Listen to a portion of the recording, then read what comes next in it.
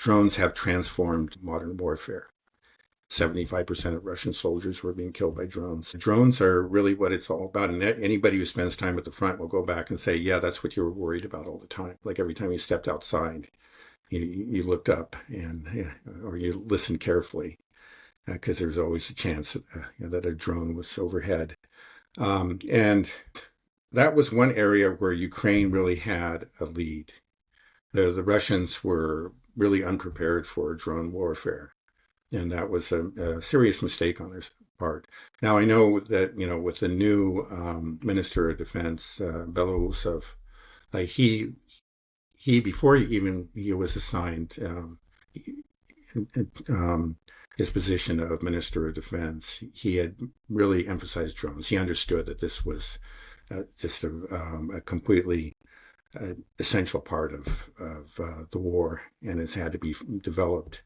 And so I think, especially under his supervision and direction, the Russians have really caught up. I mean, this is what I get the sense from hearing all these different drone operators with direct experience, where that was the one area where they're behind until recently.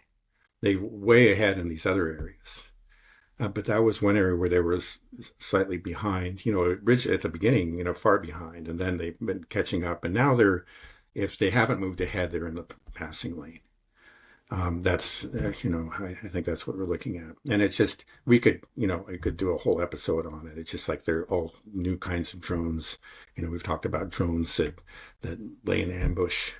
We've got these tunnels that are supposed to protect vehicles on supply routes from drones. But I guess what both the Russians and the Ukrainians will do is they'll send one drone and punch a hole in that net, and then send another drone through the hole, and then the drone will actually just kind of will land on the shoulder of the road and wait there, for a convoy to approach, and then it just jumps up and attacks. This is just one example of the kind of things that are happening. And then you have drones that are intercepting other drones. They're just specialized as being kind of similar to a peregrine falcon that feeds on other birds. This is a drone that goes after other drones. But then to counter that, you have some of these drones now have a camera like in the tail, so when they're being pursued by one of these drones, they can see where that is exactly and take evasive action. The arms race, I've heard, is just like every 2 months, there's a kind of a new revolution. It's just incredibly rapid on both sides here. And this is a big part of what's happening in this war. Right. Yeah, no, I found the drone warfare very interesting. I'll try to remember to link that video that I shared earlier. I think it's definitely worth a watch.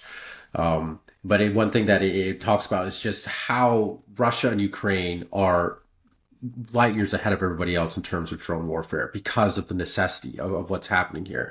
And there are American drones, but they're worthless apparently. The Ukrainians don't even use them. They're that bad. So the US is just so far behind in this drone warfare. And another thing that I thought was interesting about it as well is that they're getting to the point now where the people that operate the drones are often like gamers, people with a controller that are just spend all day playing Call of Duty. And now they're given this controller, and they'll actually have somebody that's close to the front that is their avatar almost, that will run out and deploy the drone for them that's close to the battlefield. And they will be sitting in their chair in a place like Moscow where they're comfortable and they're able to, and these guys are experts, they're just super quick, super, fine motor skills that they're training all these people. So it's crazy to think that that's how war is going. You have people that are just sitting there basically playing a game. It is scary because the consequences are real. Yeah, the consequences are real, right? But for them, it's almost like they're playing. It's like they're playing Call of Duty. So it takes that human aspect out of the war. But the advantage of the drones is that it's very precise, and this is one of the reasons that I think we do overall see quite low civilian casualties in the Ukraine-Russia conflict, is because these are precision weapons.